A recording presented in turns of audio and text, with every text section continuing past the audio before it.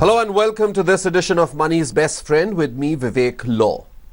It's almost the end of the year and also about time you start thinking of ways to reduce the tax bite. The financial year ends on March 31st, 2016, and most offices ask for your investment details by the first week of February, if not earlier. That leaves you with less than 2 months now to plan your taxes. In case you fail to provide the details to your employer, it can cut a part of your income as tax. While you can refund these taxes at the time of filing your returns, that would come with its own set of pain as also a loss of opportunity to invest early. Let's watch this report to understand some key elements of tax planning. Tax planning can be difficult, but if planned suitably, the taxpayer can get a total deduction of Rs 2 lakh for investments in a year. We tell you where all you can invest to save taxes. PPF. Opening a PPF account is simple. It can be done at a post office or a bank. It is a good retirement tool for those with a low risk appetite. The present interest rate on PPF is 8.7% a year. The minimum annual investment under PPF is Rs 500. The maturity period is 15 years and it can be extended in blocks of 5 years each. Remember to invest both the 5th of every month because if you deposit after that, you don't earn interest for that month. ELSS funds. ELSS funds are known to generate good returns over the long run. Moreover, unlike a pension plan or a ULIP, you are under no compulsion to continue investing in the subsequent years. Over the last 3 years, ELSS have given an average return of 14%. The lock-in period is only 3 years in ELSS. To make the most of ELSS funds, stagger your investments over a period instead of putting a large sum at one go. Life insurance. Endowment plans give low returns and are an expensive way to have insurance as they provide a low cover. Returns from endowment plans range between 6 to 7%. Unit-linked plans have high cost structure. Unlike investment plans, a term insurance provides higher cover at a lower cost. NPS. It is a retirement product which was first introduced in 2004 for government employees and was made available for everyone in 2009. The Section 80 CCD allows you deduction for contribution made by you or your employer towards the NPS account. In addition to this, the taxpayer can get an additional deduction of Rs 50,000. Tax benefits under NPS are over and above Section 80C. Sukanya Samriddhi Scheme. The scheme launched in January this year is part of the government's effort to help people save for girl children. Under Section 80C, a contribution of up to Rs 1,50,000 is eligible for tax deduction. Against 8.7% offered by PPF, the scheme offers a higher interest rate of 9.2%. Joining me now is well-known financial planner Surya Bhatia. Thanks very much, Surya, for coming by. It's that time of the year, isn't it? And Absolutely. like always, we seem to keep everything for the last minute. Absolutely. The key question really is a fundamental shift in thinking which is needed, isn't it? We look at tax planning as buying products which will give us tax rebates. Absolutely. We don't club it together. For a financial planning, creating that need for me to achieve the need which I want to provide for myself for the long future. I don't create for that. I create for my instant gratification. I want my tax saving happening right now. Hence, I will think when I really need it. So when I have a sword hanging on my head, which means my employer coming back to me and telling me, let's do the saving. If you don't do it, I will do a tax at source. And then you start realizing, boss, I have missed the bus or I'm going to miss the bus. So therefore, I start planning now. Instead of that, I should start planning at the start of the financial year. To say the least, logically, plan even early. Because when you do a complete holistic plan for yourself, you will find that you will actually find all the clocks fitting in very nicely and smoothly, which also includes your tax planning, because part of your tax saving is part of your financial planning. If you start thinking in those lines, I think most of your problem which you face at the last days of the year, which is let's say right now, will actually get solved and get addressed. That's an interesting point you made about holistic planning. The mistake we make is we think of tax planning as something completely separate from your financial plan. True. We kind of probably put the horse before the cart. We start going out there trying to find out where are the tax rebates. We go buy products, try and get those rebates.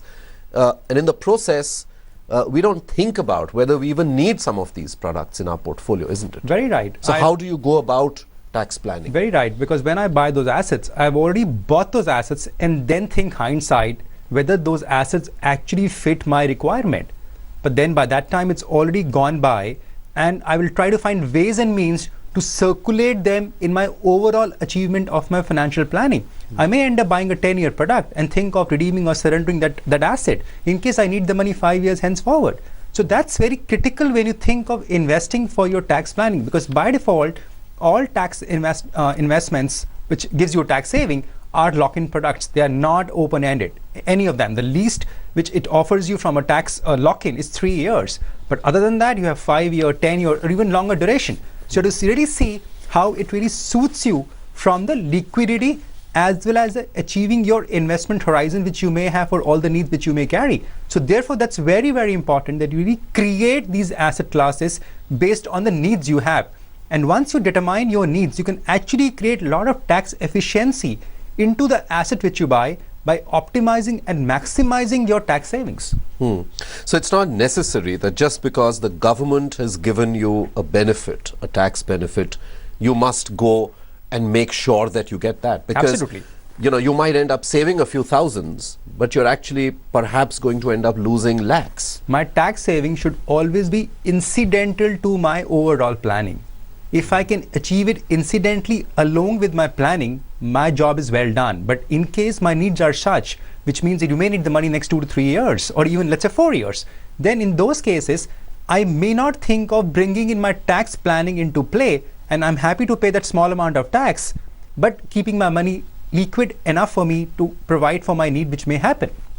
So therefore, it's very important for me if I look at my overall picture and then determine what suits me better. It's almost as if the government is doing our financial planning, isn't it? Because it comes out with these list of incentives and we just go and buy those products. So we are not doing our own financial planning. We are allowing the government to do it. So you are just one eye focused. You're very centric, because whatever gives me a saving of few thousand rupees, I'm too much biased towards that. And I just don't think beyond that. So I needed to think beyond it and see what is beneficial for me in the long run. But typically we are all myopic. We don't see the longevity of my assets. I don't see the long returns which I may get. I just see which I can just see right away. I cannot see beyond that duration. If I start thinking on those lines, it will really be helpful for everyone. So I know we discussed this after the budget, but since everybody is now waking up, end of the year coming, maybe worth reiterating some of the key changes or some of the key tax saving measures that are there under the law at this point of time. See, what an investor wants, the basic thing which an investor needs and wants is looking for how much tax efficiency, effectiveness I can bring to my total salary which I take home. That's what everyone looks at. So the benefits being given under the Act, in the Income Tax Act, are typically your ATC, which is the most popular, which gives you a benefit up to a tax saving of rupees 1.5 lakhs, which you can save and can reduce from your gross taxable income. And the various investments which can help you to do that is your provident fund, which your employer deducts, your PPF, your life insurance premiums, your principal repayment on housing loan, even your children education allowance which you actually pay. There's a deduction available for that. So all these things actually create and give you the benefit up to 1.5 lakhs. You even have the NPS now into this. So all these things add to this. Beyond that, you have a section 80D, which gives you a medical allowance, medical deduction of the premium which you pay on your medical insurance policy, which has been enhanced and the limit has been raised to 25,000 rupees. And which you feel should be exhausted. Actually should be exhausted. This is the one thing which should be exhausted, and we really get a lot of queries. We have discussed this earlier also, that I have been covered by my employer. Do I need to buy my own? Yes, you should, because you are not married to your company for your life. What happens post 58, post 60 when you retire? Companies don't give you the option to take away that policy when you walk out. So it's better to cover yourself, because in that year, when you actually retire or quit your job, no one may give you an insurance because you don't make business sense for your health insurance companies. Right now, you can get, and now the benefit is that you can even continue for your complete life. It's a lifelong renewability, which was earlier not being offered. Earlier, the policy used to lapse and finish at 75 or 80 years at the best. Now you can continue till 100, or the time till you are active in a life. Besides that, ATCCD is a new section which is also being added, which gives me the benefit of rupees 50,000 only for an NPS contribution. Over and above The ATC, which was 1.5. So I can have a 1.5 NPS also, and I can actually have an NPS of 50,000, which means that I can do an NPS of up to rupees 2 lakhs. Generally, what you generally get an advice of is that you should first exhaust your ATC for all your other tax saving which you may want to do. And NPS, you should first exhaust your ATC CD, because by doing that, you can actually create a 2 lakh of tax efficiency to you. But also many companies, employers offers you a salary structuring for yourself, which means you can use your HRA, the housing rent allowance, the CLA benefit. You can create the LTC, LTA benefit to your, which is more of a salary structuring within the four walls of the income tax at which it offers you. So I think these are the options which you should use to your advantage, but don't get too much biased and just over with it and the thought of achieving the maximum tax effectiveness, because you may lose out the benefits which you really want from your need which you have for yourself. So use this to your advantage, but don't rely on too much beyond a point. So do your financial plan first. Once you do your financial plan, you will find products out there which will suit you, which will be and give you the also tax give you the effectiveness. tax That's effectiveness. right. All right, let's take some questions that are coming in. First up, S. Roopchand is on the phone line with us. Hello, Mr. Roopchand. How are you? I'm fine, sir. Thank you for taking my question, sir. You're most welcome. sir, It's a pleasure to talk to you. Tell me, how can we help you? Sir, this is regarding my wife's taxation. She has investments in fixed deposits which are of cumulative nature. Right. So hence there is no actual money coming in every year. But I want to save tax for her by investing in PPF and NTS. So can I pay money on her behalf so that she gets the benefit of the reduction in her tax burden? All right. And second question is regarding my mother. Can I make the payment to her for investing in senior citizen savings scheme? Is this allowed in both cases from the taxation point of view? That's a very interesting point, Surya. Yes, Mr. Roopchand, got your question. It's a very interesting point. That can you contribute to an investment of, in his case, a spouse or mother, and they get the benefit of the tax. Is that allowed? Yes, you can claim the benefit provided you're giving it to your mother and your wife, which actually is the case for Mr. Roopchand. You can pay on their behalf and can claim the benefit in their respective returns. But typically, it's inadvisable that when you do this method of following for tax payments or even a tax saving, it's good to transfer money from your account to their respective accounts. So to do the transfer from your account to your mother's and your spouse's account, and let them invest or pay a tax in their name. You can always do a gift or a loan to your mother and your spouse. They're coming under the definition of the relative of the Income Tax Act, and there is no limit for the payment. Okay. The advantage it brings vis-a-vis you paying it on their behalf, which is also allowed, is typically that, let's look at a case of a scrutiny happening. If their scrutiny happens and the payment is made from your account, by default your scrutiny will also happen. So to avoid that legal tangle, because there is no flow, you move the money. it's more logical, and there's a process you are following. You can actually call it an audit trail, that I'm actually following a trail, and they will reach your account, and hence you will also come up for scrutiny. So look at from a proper picture of transferring the money from your account to their accounts, and then they can do the investments in the likewise your PPF, NPS. Your mother wants to buy some asset or wants to pay her taxes also going forward. So let them do it from their account, because this will also help you to create a clean balance sheet from respective accounts. Otherwise, it will also lead to a mingling of accounts from here and there. And after a point, right now you will remember this. Next few years, 5, 4, 3, 4, 5 years, you will not even recollect how much money you have transferred. So it's good financial prudence that you transfer the money to their accounts and then they do the needful. Did you get that, Mr. Roopchand? Yeah, sir. Can I add one more query to this, please? Yes. If you don't mind, sir. Go ahead.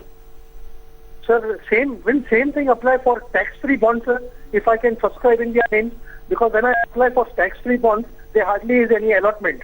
So can I also buy tax-free bonds in their name what shall I save tax for them? Yeah, you can actually do that, because the allotment in a tax-free bond is very limited. So therefore, you can actually buy tax-free bonds in multiple names to create that higher allotment for the family if you look at it as a group. But generally, you see tax-free bonds are meant for investors who are in a higher tax bracket. So I was seeing your, let's say your spouse's tax return, the rate you have mentioned is 20%. So while it brings efficiency for her also, it's advisable to first exhaust the assessee or the person who is investing, who's coming right now in a 30% or a 34% tax bracket.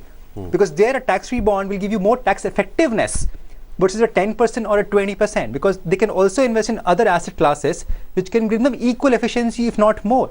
So first exhaust yours if you come into the higher tax bracket, or your mother in case she's in a higher tax bracket, and then go to your wife.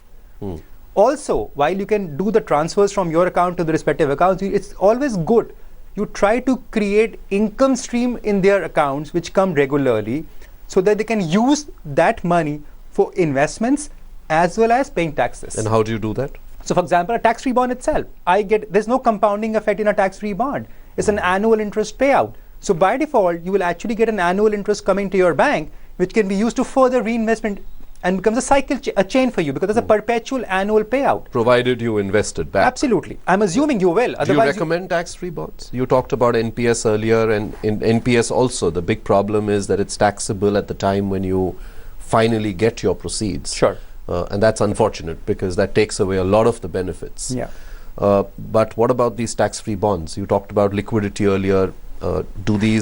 Do you recommend these? See, tax-free bonds are a good alternate investment vehicle which gives you stability to your portfolio. It gives you, in the current interest regime, if you look at, gives you anything from a 7 to 7.5% of interest rates. These bonds come with a lock-in of 10, 15 and 20 years respectively, and the interest rate goes up gradually, not too much. And they're tax-free, as the name says. They're also, you can redeem them on the secondary market. So there you have the liquidity tag also attached to it, if not too much, but yes, a part of it can always be redeemed. And you always have the advantage in the current scenario of a benefit of capital gains, because you expect the interest rates to go down in the years to come. Hence, besides the coupon rate, which you will earn of the 7 to 7.5%, you will also end up earning on the capital gains of the interest rates when they starts coming down. At the same time, you have that disadvantage that these bonds, while you're putting for a 10, 15 year, that's the mandate, minimum mandate you have, you're getting a return of 7.5 to 8% at best, right? Not 7.5%. So it doesn't beat your inflation. So when you do an allocation, you can't put all your eggs in one basket. So allocate some part to it, but you cannot allocate and just go with full steam and saying, I'll put all my money because I want very high on safety. Then how do you ensure you protect your inflation? So this is a good asset class, but you have to look at the complete financial picture of yourself before you think of investing into this. All right, time for a quick break here on Money's Best Friend. We take some more of your questions when we return. Keep watching. Conversation with Surya Bhatia. We're discussing tax planning. Let's take some more of your questions. We have this email coming in from Ajoy Chakraborty from Durgapur. He writes, please guide me. How can I develop a portfolio which will give me a return of 1.5 crore rupees? And how can I do this with tax efficiency? I'm 40 years old with 20 years of service left. He has shared his investment portfolio so far with us. Do you believe, Surya, that it's on track to get him to that 1.5 crore figure? He's on track. He can even do better from what he's doing right now. To give an answer to him, yes, he can achieve his 1.5 CR. How he can do better and bring tax efficiency into his overall planning is what we really need to provide for. Currently, his saving potential and what he's actually saving is actually very good. And that's what I think our country can boast of. But this person is saving 50% of his salary into savings. So 24,000 rupees per month is what he's saving, which typically means he's saving around 2.88 lakhs per annum. He has a potential to save for 20 years. That's what he's mentioning. I need 20-year horizon, and I can save I being 40 years. So which will translate to 57.6 lakhs for a 20 years as a principal corpus. Assuming, let's say he earns at around 10% interest rate, tax adjusted, over a 20-year period, his corpus will swell to 1.8 CR, more than 1.8 CR. If I just increase the 10% to a 12%, it becomes 2.4 CR. That's where the difference lies on what he wants and what he can achieve. Because that's what you need to carefully monitor your portfolio, that whether my interest on my investments I carry are able to beat my inflation, if not more. Let's target 10%. Here's a provident fund. While that's less than 10%, but at least I need some stability, like a tax bond we mentioned earlier, to bring my portfolio to a certain consistent level. So therefore, I need to have those asset classes which can potentially has the potential to beat my inflation and cover up the returns when I'm not getting over here to match up my 10% or a 12% CAGR, which means I need to require equities. And because I have a 20-year investment horizon, that's a sure shot way you can actually beat inflation and cover up the differentials which you're having on the debt asset classes. So therefore, he needs to look at equities. He's doing SIP in mutual funds. He's also doing asset classes which are not very tax friendly. For example, like recurring deposits. He even has LIC as insurance policies and other insurance companies as premium which he pay, including ULIPs. There he needs to be a little careful that how much returns I'm targeting on those asset classes. If they are meant for investments, can they give me the desired result which I'm aiming for to help me to achieve that number which I'm targeting? If not, I need to put my insurance aside and look at a term plan and forget about my insurance once the term plan is done, and then concentrate on my balanced portfolio. So is the case for recurring deposits, so is the case for ULIPs, and invariably in between he gets some chunks of money which he's mentioned, which he buys post office instruments or do a deposit. That he needs to be a little wary about, because his mind should now be concentrated and focused on how do I make sure I'm able to beat inflation regularly and consistently over long term. We believe equities through a SIP route is the best option to look at, and in case you have money in between, do bumps up. If the markets are high, do through a systematic transfer plan. If you believe markets are corrected, you can even enter directly. But consistent saving over a 20-year period can do the trick, and this is when we have not even assumed that his saving rate is being increased. We have taken a consistent figure what he's saving right now. By default, his salary income levels will go up in years to come. So if you factor that, his next target should be how I can do a inflation adjusted return of 1.5 CR. That's what his real target should be. And if he is able to increase his savings or match with inflation, he can even do that.